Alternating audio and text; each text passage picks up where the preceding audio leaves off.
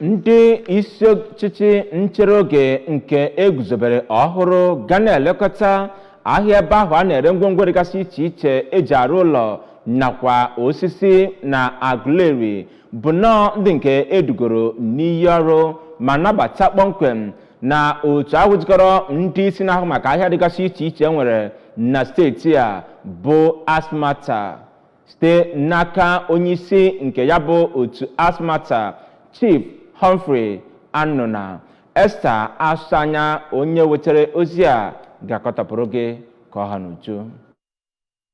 N'okwu ya n'oge a na-eme ya bụ mmemme nnabata ka onye na-achịkọta otu ndị ahịa ndị steeti a nke a kpọrọ Anambra State Amalgamated Traders Association ASMATA n'olu bekee bụ Chief Humphrey Anụna gwara ha ka ha were otu obi wee na-arụ ya bụ ọrụ nke ga-enyere ha aka imeri ọbụnadị ihe ọbụla ga-echere ha aka mgba tụmadị ndị kwe na ndị ekweghị. O tokwara ha na mbọ ha gbara iji wee chịkọta onwe ha ọnụ n'ịbagide na ya bụ amụma isonye ndị ahịa ma nyekwazie ha aka iweta udo n'ebe ha na-azụ ahịa. Ọ dọkwara ha aka na ntị ka ha bube Chukwu ụzọ n'ihe ọbụla ha na-eme ma na-emekwa ka ndị ha na-achị na-esonye n'alụ ọbụla a na-atụ maka ọdịmma ya bụ ahịa. N'okwu nnabata ya, onye isi oche ndị otu a Aguleri Timber Dealers and Building Materials Accessories Association bụ Chief Kingsley Obadiegwu n'oge ọ na-ekele ndị otu na-achị ahịa Anambra Steeti ASMATA maka ezi nnabata ha nyere ha, kwekwara ha nkwa na ha ga-erube isi nyere iwu niile nke na-achị ọnọdụ ahịa nke steeti a. Ọ sịkwa na nnabata nke a enyere ha oge a ga-enye aka ibelata ọtụtụ ihe na-echere ha aka mgba na ya bụ ahịa ma